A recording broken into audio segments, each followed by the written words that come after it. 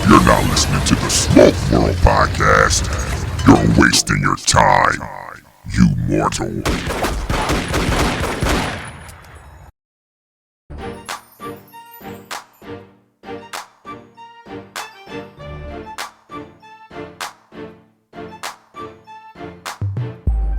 What's up, folks? Welcome to another episode of Smoke World. I'm your host, Stone. So go grab that stick, go grab a glass, whatever you're drinking. Let's sit back and have that conversation. You can follow me on Instagram at Smoke World Podcast and the email stone at smokeworldpodcast.com. The website, people. The website is doing excellent. If you didn't know, the swag is there. There's a swag tag. That's right. What is swag? What? Okay, I'll wait. You know, the swag tag there. Smoke World Podcast swag is now here. So go check out the website, smokeworldpodcast.com. Got some great sponsors. Go check the sponsors out. Go support the sponsors. This episode, people, are you listening? Is my man, the legend, the smooth lover, there is no other type of brother, Pedro Gomez from Drew Estates. He sits down, we share some information, but he gives a backstory about himself, where he came from, humble beginnings. It's an excellent podcast. He gets into a lot of, again, you folks see the glory. He's out there. He's looking real smooth and debonair, what is that? Whatever. You know what I'm saying. Mind your business. Real smooth. But he actually gets into his lifestyle, how he grew up, what he had to do to get where he's at. We talk a little cigars, obviously. Again, the smoke world, so we do all that. But nonetheless, sit back, enjoy, and I'll check you out on the other side. Brother Pedro, thank you for being a guest on Smoke World. How you feeling, brother? What's happening? Man, everything's going good, brother. Smoking a cigar, enjoying a beautiful afternoon right here in Miami. That's where I'm right now. Good weather. And this is going to be a great show. So I just can't wait. Absolutely, brother. Well, I got you on the phone, bro. I want to say congratulations to you on gaining your U.S. citizenship, brother. So that's what's up. Congratulations there, brother. Now we can run these streets, man. Now we can act a fool out here. We can really go out and act a fool, brother. No, thank you so very much, man. I truly appreciate your gesture, and God is good, bro. Absolutely, brother. All day. Absolutely, brother. So that just brings me to a segue to go to, let's talk about where you're from. Mm-hmm. Well, I was born and raised in Estelí, Nicaragua. So that's my birthplace. Okay, Estelí. Estelí, that's right. The city that is known for tobacco, the city that is known for cigars, the city that a lot of people in the cigar community knows about. Few people have the opportunity to go there on a vacation or maybe a cigar trip. So people that knows about cigar, they do know about Estelí. Yes, they do. Yes, they do. Now, let me ask you a question here, brother. Were you into the cigar thing as a kid, a young man? Was you introduced to the cigar back then? Me growing up in Estelí, I knew that there were some factories, not as many as we have right now, but back in those days, I remember those factories, people where you see a lot of bicycles, everybody in town knew that it was a cigar factory. So before I entered into the cigar world, I was a apprentice, learning how to make saddles for horses. And I spent making saddles maybe close to 9 to 10 years. Okay, making saddles. 9 years. Okay, hold on a second. That's pretty interesting, bro. Okay, so what's that process like? Okay, so you were making saddles. Yeah, let's talk about that a little bit. I'm interested in that. No, basically when I was maybe 12 or 11 years old, that's when my mom said, well, it's time for you to get a job. And of course, I saw the need, the financial struggle at my house, and said, yeah, let's do it. So she got me a job with some neighbors that make saddles, and they said to her, hey, He's going to run the errands, but at the same time, I'm gonna teach him how to make saddles. So I was running the errands of the saddle shop, but at the same time, I was learning how to make a saddle. When I finally learned how to make a saddle, that's when I I decided to go back to school, and knowing that I cannot quit that job, I was just going to school and making saddles. I did that for 5 years until I graduated from high school, and that's how I could finish my high school making saddles, brother. All right, so I'm curious now, brother. See, you know what I mean. Now, what is the process? Now, what did you have to do to make saddles? What's that process all about? So, So basically, when you're gonna make a saddle, everything is about the leather, right? the type of leather that you're gonna make a saddle with, and also it has to do with techniques. The more time that you spend making saddles, the quicker that you're going to become. And let's say that you might make a little more money here and there, but it's a very physical labor job. It's a hard job. Yeah, it sounds It's like it's hard. Yeah, it sounds a little tricky, it's brother. working under the sun, under the rain, bro, and praying that the saddle or the shop owner will sell a saddle for you to get paid. Okay, so you had to make a one saddle to get paid. You had to make the whole thing, so it wasn't like a Well, I used to process. make no, I used to make like when I was working part time, 3 saddles. When I was working full time, 6 saddles. And that's in the day. Working hmm, In the day, a week. a week. Okay, a week. Yeah, a week. Yes. Okay, a week. Gotcha. So yeah, and then basically, we used to work from the saddle shop was open from Monday to Saturday.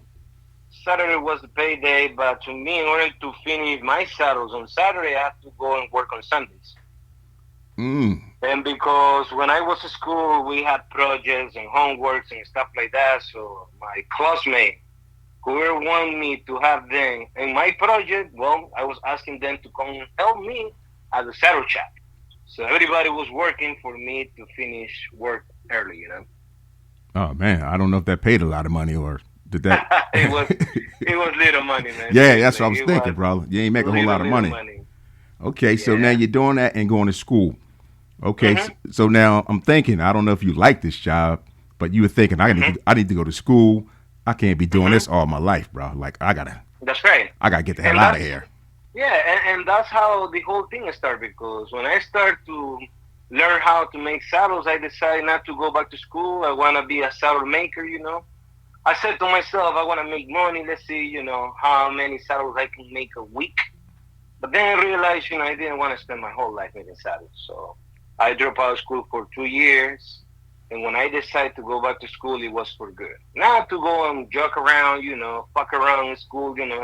I was attending to a public high school, but to me, I was determined enough to finish school, graduate, and get good grades. And hopefully, a scholarship will be there. But, life is about opportunities. Every opportunity brings a sacrifice. And that was the sacrifice that I did while I was attending to high school. It was from 1999 to 2003. That was the year when I graduated from high school in Esteli, Nicaragua. Okay, so you graduate high school. Now what do you do? Then after that, Kevin, I found out about this scholarship program. There was a full scholarship paid by the United States government throughout Georgetown University. So 300 students applied for the program, and only one, two, or three students get the opportunity in the major that they select. And the major that I select, which was international commerce, 300 students around the country applied for the opportunity, and only two received the scholarship. And I was one of them in 2004 because I applied in 2003, and right around August, September 2003. And then I found out I was going to the United States by July next year. So it takes a long year for everybody to, you submit your form where they ask you a bunch of questions, and then after that they call you to an interview, then another interview, then you go to seminars, and then right at the end, maybe 2 weeks before you depart from your country to the United States, that's when they know. That's when they tell you, hey, your student visa has been approved, and now you're going to this college. So the college that the program select for me, it was in the Quad Cities in Iowa. Iowa. So I was doing in Iowa for 2 years, Whoa. What's and I no? was I'm sorry. Hold. You said Iowa. You went from Iowa, yes. you went from Esteli to Iowa. hmm Wow. And not knowing where Iowa was, because back in those years, I mean, the internet nowadays is everywhere. But back in those days, Kevin, you know the United States through sports, through movies, maybe MTV, music videos and stuff like that. You kind of get the hints of what the United States looked like. When I got to Iowa, it was, Midwest city. Great people, man. Very, very kind, friendly people. Hey Pedro, I'm gonna tell you. I'm gonna tell you a secret, though. I'm gonna stop you right there. I'm gonna tell you a secret about the people who live in the United States. They don't even know where Iowa is at. They don't even know. So don't feel bad. The people who live here don't know where Iowa is at. So don't even worry about that. Tell me about it. That was, to me, I would say that a lot of people say culture shock, but to me, it was like embracing the opportunity and adapting myself to the new thing, which was, learning the culture.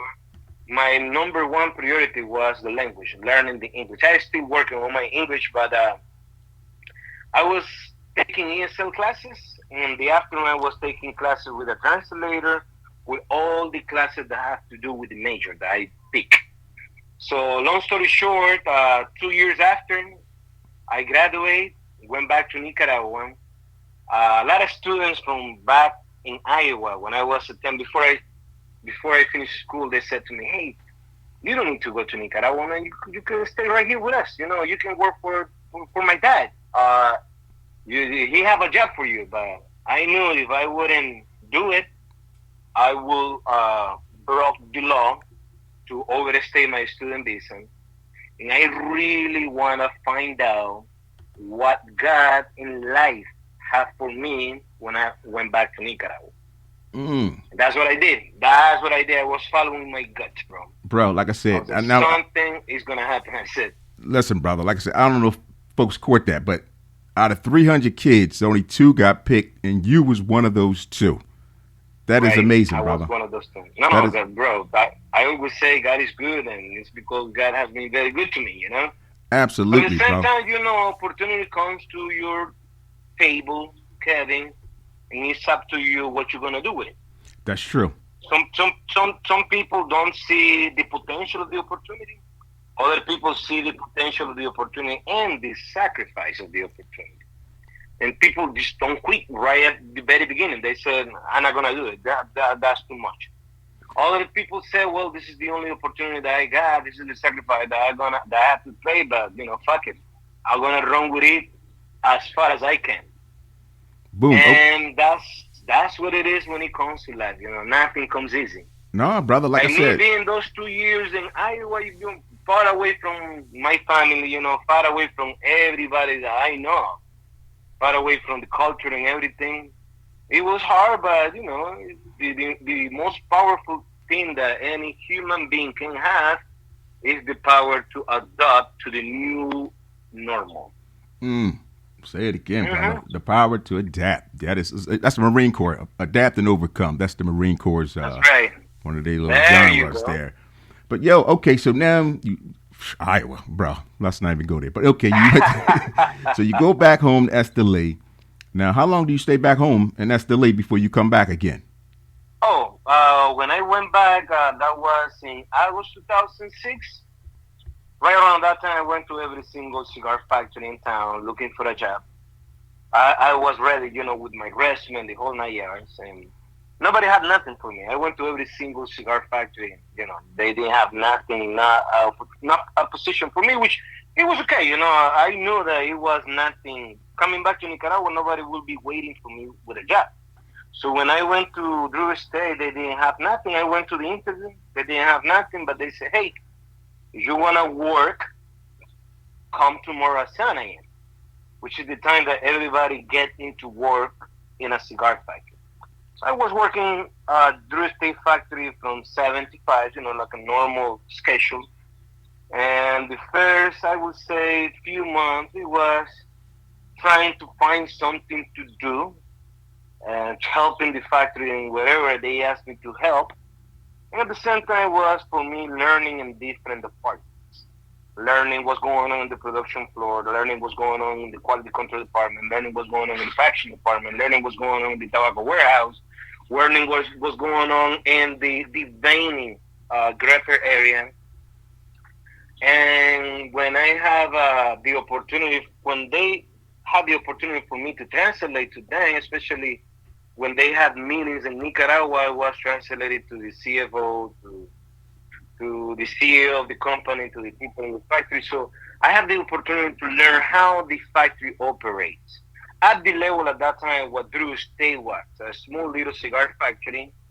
And then the opportunity started to come when they gave me more opportunity to be more involved in operation, being the operation manager assistant. I did that for a year at Drew State. The same time I was running the local tours for visitors coming from other countries, and local visitors too at the factory. So it was good. It was a good sense for me to get an experience how to give a tour and to express the knowledge of tobacco to the people that were coming to the factory in a language that they can easily understand. Mm. So now, So, did you ever do any rolling? Did you ever try your hand at that? no, I do know the techniques. I will be lying to you, Kevin, if I tell you that I'm the best roller at Drew State. I am not. The only person that can claim that are the people that makes the high-end quality cigars that we make, and those are the guys that they make cigars day in and day out. Those are the best.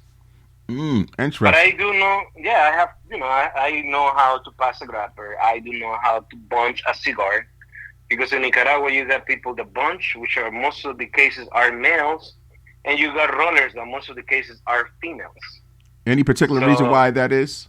Or that's just it is because ladies are more detail oriented. Remember this: when you are passing the grapper of the cigar, you are creating the face of that cigar. The bonchero, on the other hand, they put together the tobacco leaf, and then after that, they have to press down those cigars that are put in plastic mold. So they have to press them down in a press machine. And I would say in that particular case, you need to have, because of the amount of force that you implement into the press machine, most of the cases are done by men. interesting. Okay, brother. Mm-hmm. Okay, so now you're doing all that. When is this big role? When do you say? When does it happen for you at Georgia State's? When did the moment say, "Oh, damn, I'm about to make another move here, and this move may Oh. be major, and this may be a Well, major move." that one came around. That one came around when we were about to start the construction of Cigar Safari, which is our tourism department. At that point, I have already worked helping, then out translating or helping with groups that were coming to Nicaragua. That's when Jonathan saw that I have potential, running the Cigar Safari tours. And they said to me, hey, I want you to be the director of Cigar Safari. So I said, yeah, that would be nice. And then I started to work with all the tours that were coming to Nicaragua. At that time, Jonathan was giving the tours. There were other executives giving the tours. One of those two executives, now they do own cigar companies. One of them is Steve Saka. He was the CEO of Drew State, so I learned about how he was giving the tour, talking about tobacco, talking about cigar, talking about brands. Also, I learned from a lot of stuff from Nicolas, talking about fermenting tobacco, broadleaf tobacco, how the production flow runs and everything. And of course, seeing the whole picture from Jonathan Drew, how the company started, where the company was heading. And then I was helped doing that, running the tours in the operational side for maybe 3 years. Then the fourth year around, that's when Jonathan said to me, "Hey, I think that you are well more prepared for you to run the tours. So what you need to do is hire somebody that will help you to make sure that everything is running on point." That's when I brought another person from Esterly, and he was my assistant. So I was doing that, and everything was running good. And at that point, by 2011, Drew Estate was planning to expand Drew Estate brands to other countries outside of the United States. Jonathan, knowing my education background, he said to me, "Why don't you run the international sales?" I didn't have no experience of selling cigars, so I said, "Hey, I do know how to give a tour, but I do need some sort of training how to sell a cigar, to somebody." Right. So they sent me to Iowa, to Miami to get a 2 week sales training, and that's what I did. At the end of the training, they asked me, "Hey, do a presentation." And at that point, me knowing the technical knowledge of what's happening in the factory, and then getting the right language about how to present or sell a cigar, it came out good. All right, so now So then, I gotta ask this question, brother. Now you said you mhm, sent you to a 2 week class in Miami on how to mhm, sell cigars. What was that right. class like? What do they teach you in Oh, class? What do they tell well, you? basically, I was training under the inside sales director. He was telling me how to pick up the phone, how to talk to the customer, how to talk about cigar. What is the difference between back in the time acid cigars and, let's say, Chateau Real is no longer in the market. We discontinued that brand, but what's the difference between a grapper? What's the difference? Like Okay, selling points gotcha. that normal cigar smoker will kind of care about it, but don't give him too much information because people don't have the time to put it. So you need the bullet It's points. like That's the good stuff. reading, right? It's like reading your crowd, Mm, reading your audience. gotcha. Seeing how much you want to go deep into knowledge or just keep it in the surface. Interesting, brother. That's And okay. So you selling? Okay, you said you're selling school. So you was like a yeah, it's like, yeah, like being a closer. Everybody can sell, but at the end of the day, few people close the deals.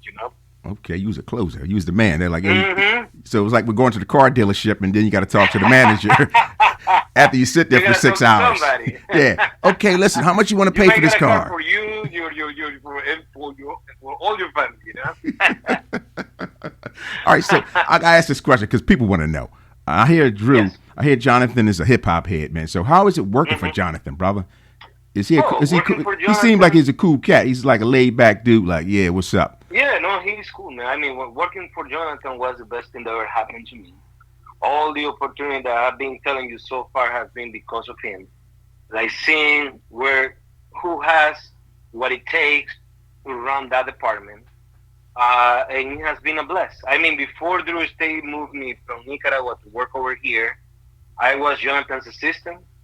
And Jonathan is a person that doesn't stop working. He works 7 days a week. Mm. He doesn't have a time when he's going to start, what time he start working, what time he's going to stop working. So seeing how he sees the industry, the vision that he has for the company, and how he has created all those different brands, it has been a bless being part of that because everything that I have learned in school is not even compared to what I have learned at Drew Estate. Now, see, I know Jonathan. I think he comes from humble beginnings because, again, Yes, yeah, of course, coming from yeah. up in New York. Jonathan comes from Brooklyn, start Drew Estate from scratch. Drew Estate started off with a little kiosk pushing car at the World Trade Center. And he was selling everybody's brands. Everybody's brands.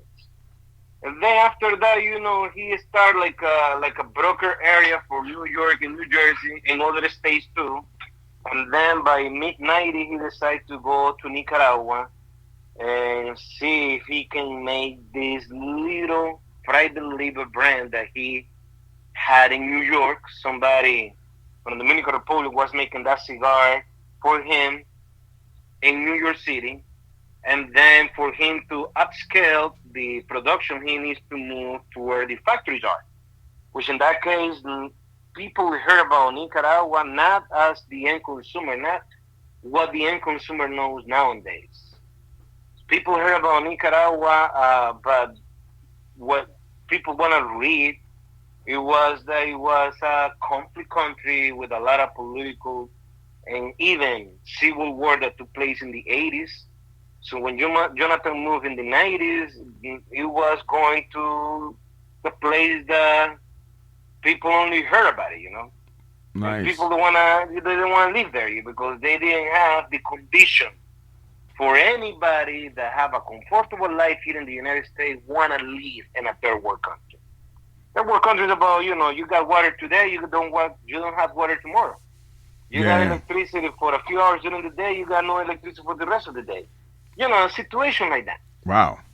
But Jonathan understanding the potential of tobacco and the potential of those cigar manufacturers, that's when he decided to stick around. He started at that point. La Vieja Havana was a brand that was already handmade in New York by Jonathan brought La Vieja Havana blend, and the cigar was made in Nicaragua in somebody's factory. Turns out that nowadays that factory is Nick Perdomo factory. But back in that time, it was Nick Perdomo Sr., the person that was making a cigar for John. Okay.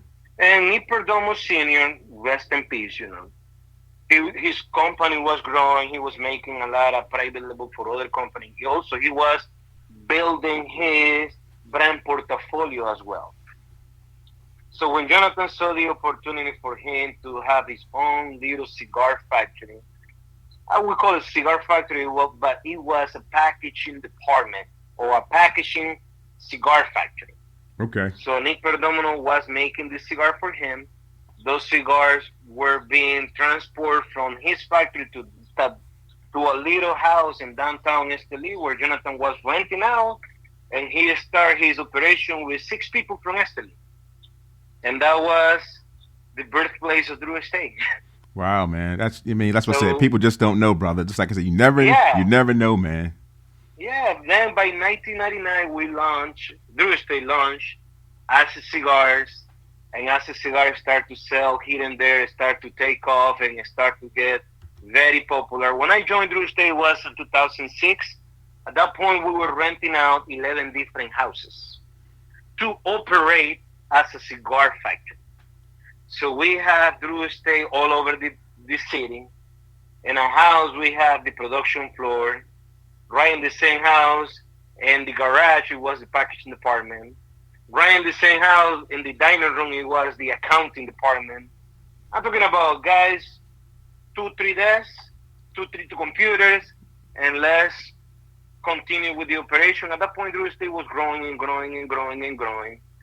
So when they decide to buy this piece of land in the west side of the city, that's when they start to build this building. And a lot of people from the community, they thought that it was like a cathedral church because it was a humongous infrastructure. Then people find out that it was a Drew Estate factory. Even the local cigar makers, they say, "Hey, Jonathan, he's losing his mind. He's putting so much money building that humongous infrastructure. Nobody's coming here to see that operation."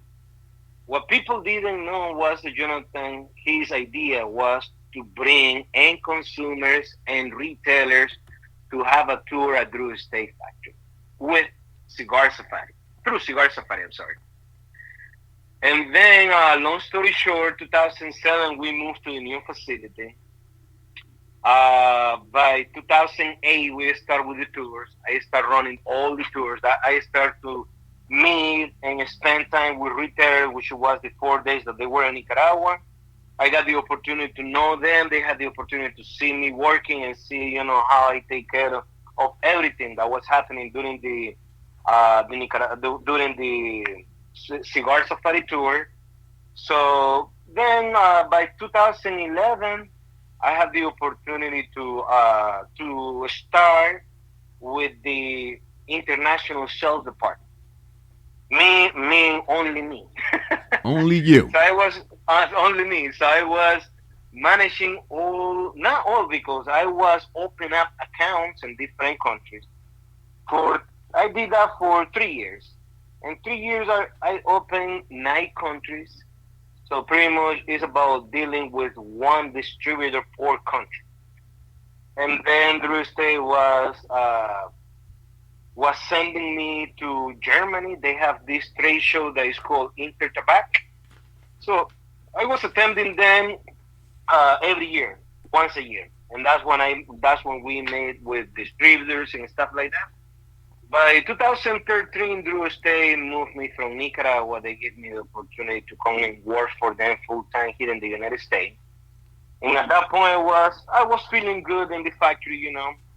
I have already accomplished a position where I say, hey, I'm good right here. But when that opportunity came to my table, I say, let's do it, because I'm not the kind of person that like to find myself in a comfort zone.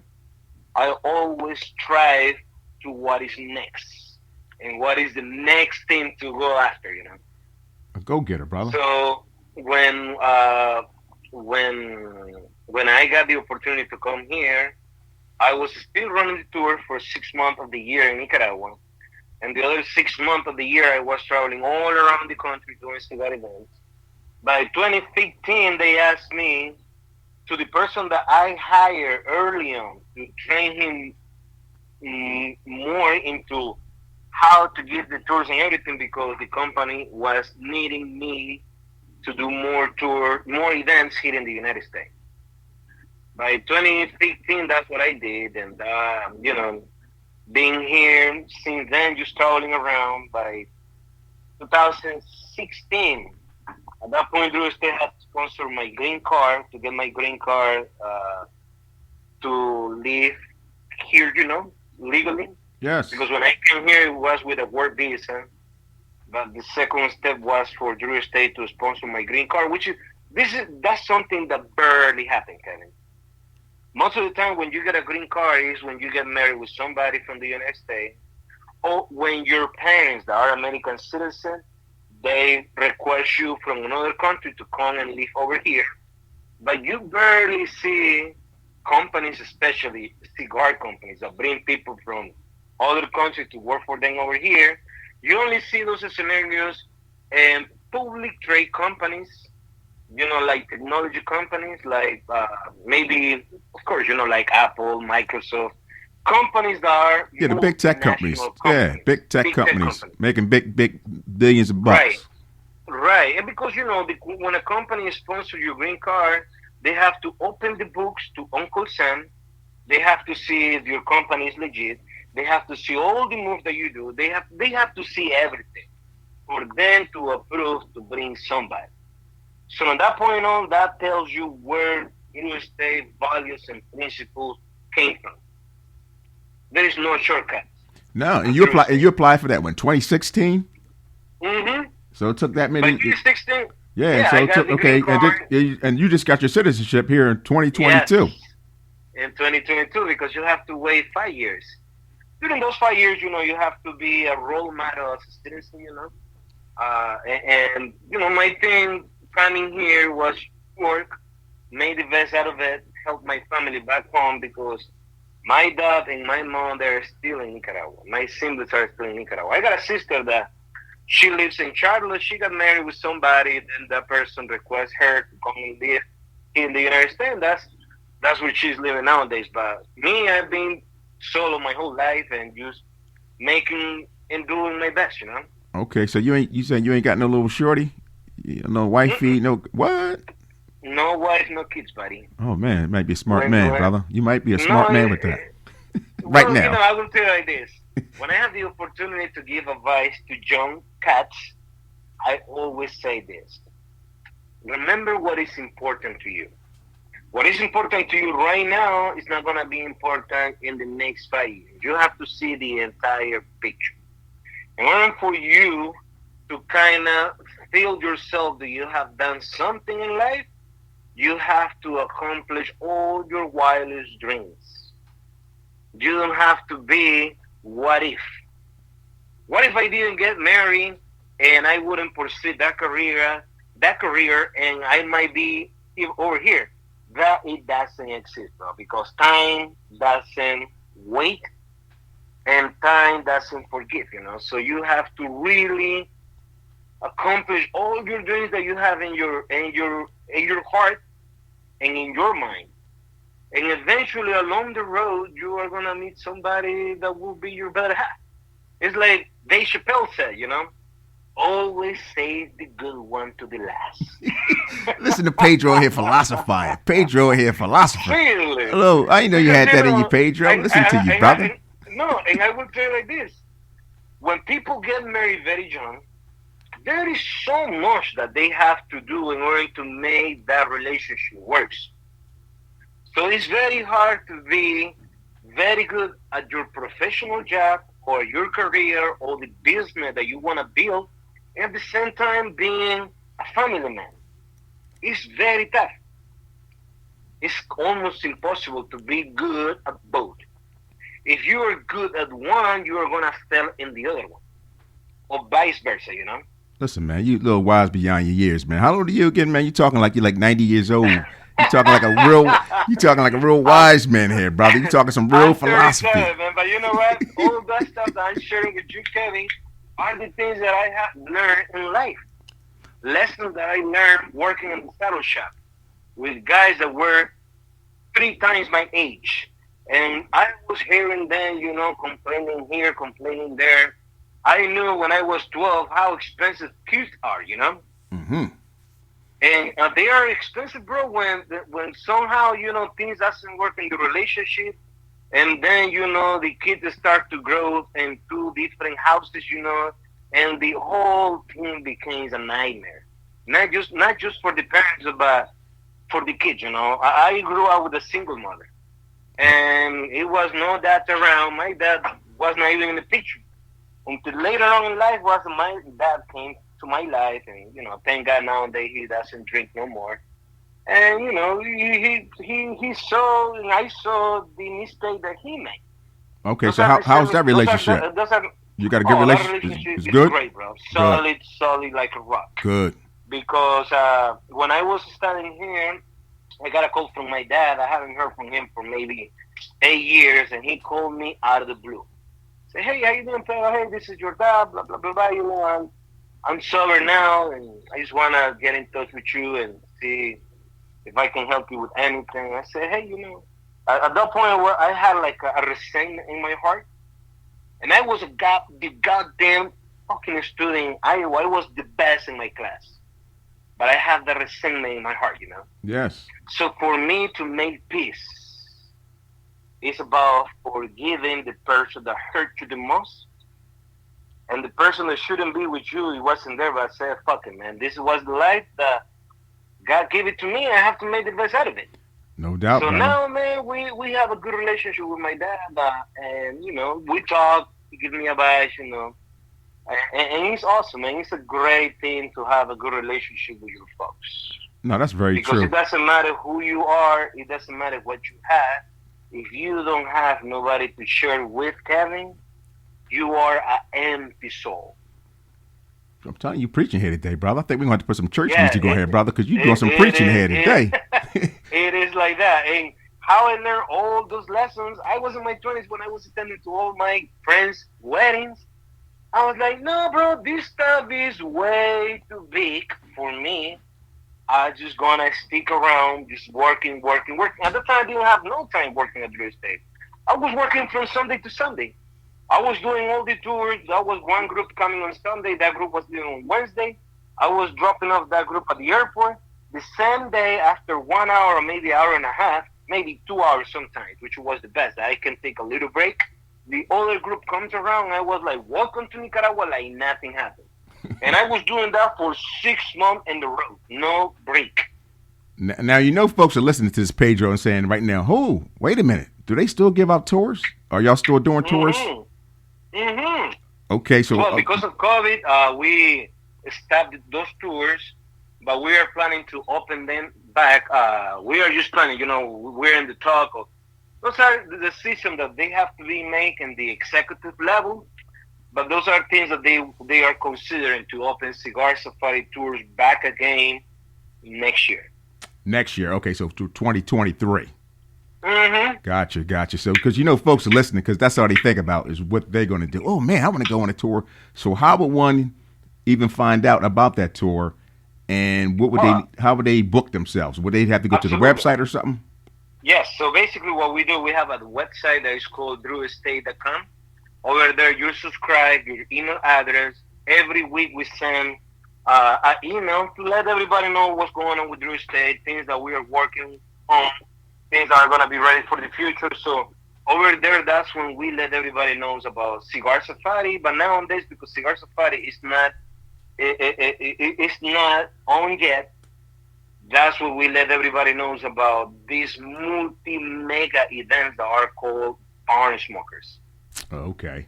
Now, is We, we is did, there a fee for that? They got to pay for that, or how does that work? yeah, so when it comes to the Barn Smoker, oh, well, let's talk about Cigar Safari and then we talk about the Barn Smoker. Yeah, so far, When it comes to Cigar Safari, it's 4 days, 3 nights, all inclusive.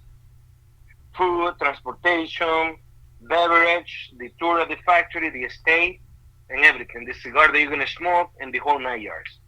And then the only thing that people have to cover is the airfare from wherever they are flying from. And the cost of the package is, it was, back in that time, it was 650. okay, gotcha. Yep. Nice. Okay, so now let's move to the barn smoker, because now I know that's still going on. That's actually happening. You Yes. just had one And actually, yes, in that one Florida. took place 2 weeks ago. The one in Florida was in Clermont, Florida. There is another one that is about to happen in Pennsylvania. Another one that is going to happen in Connecticut. Another one that is going to happen in Kentucky. Another one that is going to happen in Dallas.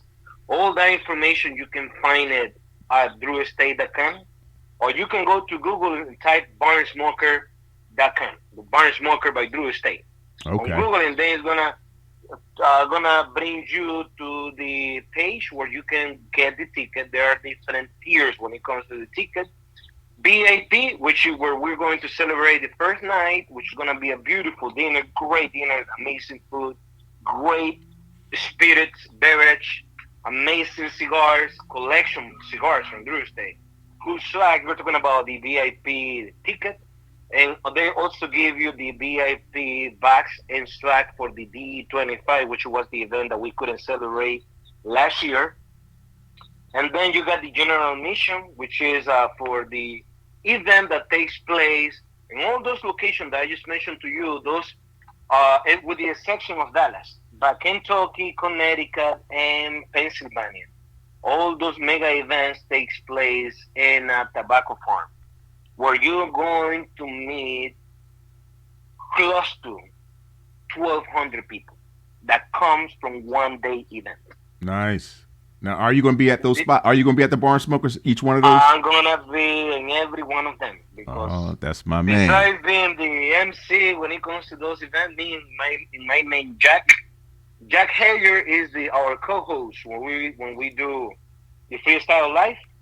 So me and Jack, we are the MC, and right when the tobacco presentation starts, I give the presentation how they grow tobacco in those particular places. Me and the person that runs the farms, which in this case is our family-owned business, family that they have been growing tobacco for almost 100 years. You're talking about third generation, fourth generation. So we gave a presentation what's happening in the cure barns, what's happening in the tobacco field, what happening in the blending section. At the blending session, we have Willie Herrera, who is our master Yeah. blender. Sorry. At the barn smoker, at the cure barn, we have Jonathan Drew, the co-founder of Drew Estate. And right in the tobacco field presentation, you got myself and the person that is gonna be helping me giving the presentation to hundreds of people, one at a time. So we break it down the groups. One goes to that station, another group goes to another station, another group comes to my station, and then we rotate them every 45 minutes. So you got a beautiful first hand experience what's going on in a tobacco farm. Speaking of what's going on, I see you looking nice and smooth in the videos out here now with the new Nika Rustica. Nika Rustica. Nika Rustica. I keep Nika Rustica. Yes. Nika Rustica. I said, damn, look at Pedro looking all smooth. I said, oh yeah, from Esteli, Nika Rustica. So let's talk about that new cigar, brother. What's going on? Oh yeah, absolutely, man. With Nika Rustica, we released that cigar last week. We did actually 2 weeks ago during the Freestyle Live. Basically, one thing that nowadays we are doing, Kevin, we are doing this freestyle live show that happens live on Facebook, where we unveil the mystery cigar, and people will be like, "What have to do the mystery cigar with Nika Rustica?"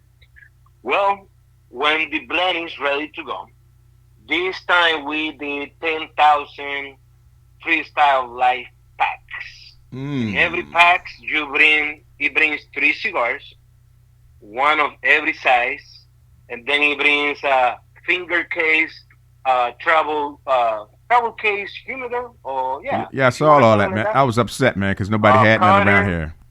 A lighter, and then the retailers sell those to the end consumers. Everybody that gets those, it brings a batch and a number that you have to register the number in order for your number to run for the grand prize that we give away the day of the show. Last Freestyle Live, we gave away a Jeep 2020 of this year, 2022. Nice, I saw that. Beautiful Jeep. Yeah, I saw that, bro. And then the retailer that sold the pack, he gets something beautiful that said the leather couch and stuff like that. And then we got second prize and third prize.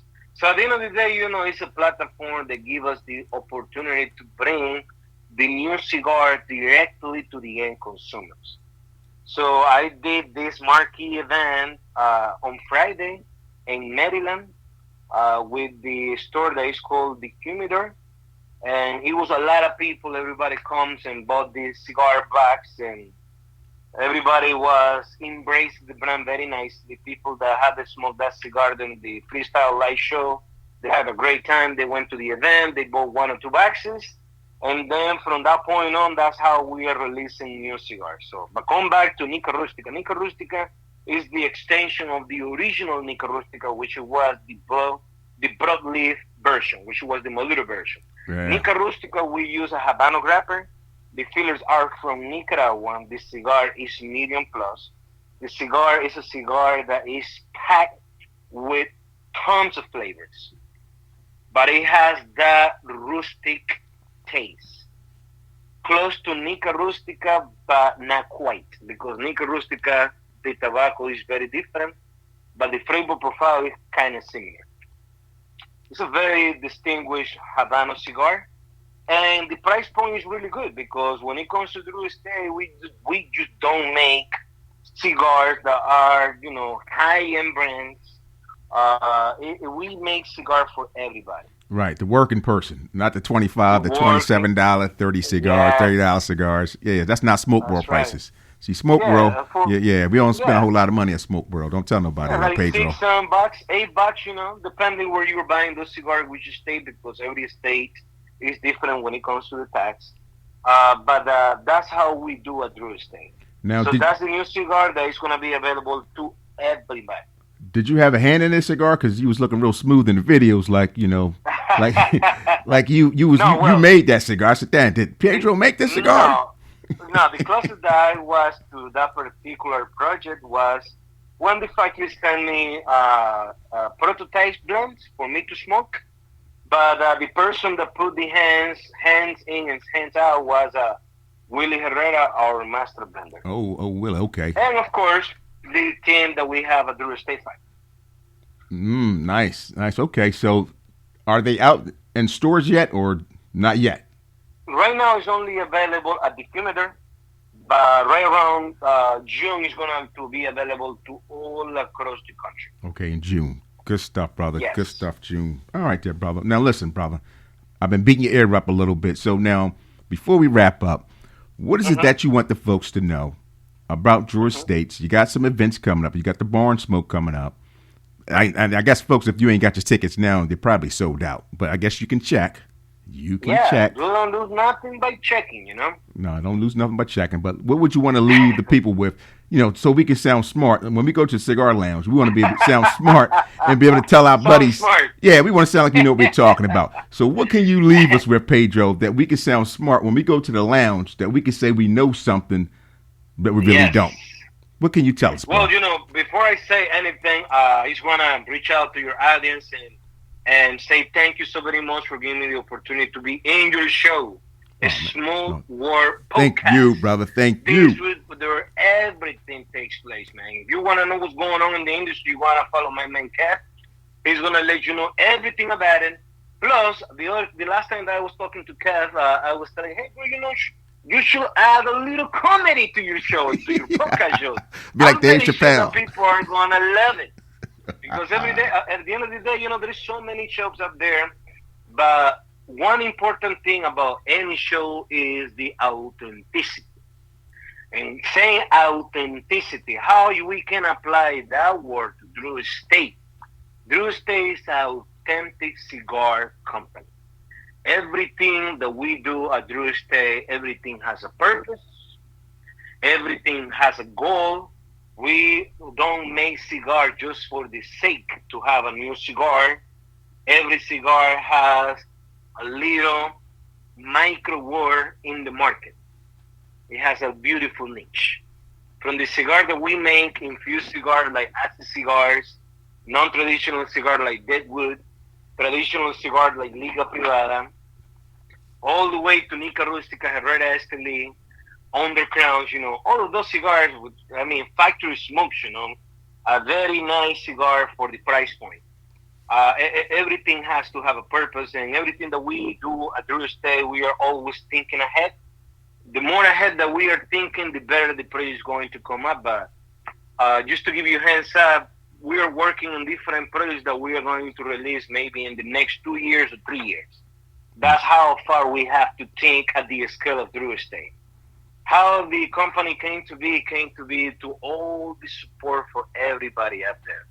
Everybody that has been buying one cigar at a time, those are the people that have been building Drew Estate. Drew Estate, a lot of people see Drew Estate as a big company. I still see Drew Estate as a small company. Because when you think too big, you lose sense of reality and you lose what's going on in the cigar community, So for all of us, and that includes Jonathan Drew, he sees Drew Estate as a company that has created a movement within the cigar industry in the last 26 years. And it is a company that a lot of people appreciate, and that is therefore that we are so grateful for all the support. Everybody that comes to the event, everybody that we meet. How we met, Kev, we were visiting this cigar store in Delaware. Yeah. I was with Kevin. Yeah, ran in. I said, hey, man, I know you, man. You're a famous guy. Event, you came to the event, and then we shot. You were telling me about your podcast shows, and I was, hey, it would be nice if I have the opportunity to be in your show. Which for me, it is an honor to be in your show, brother.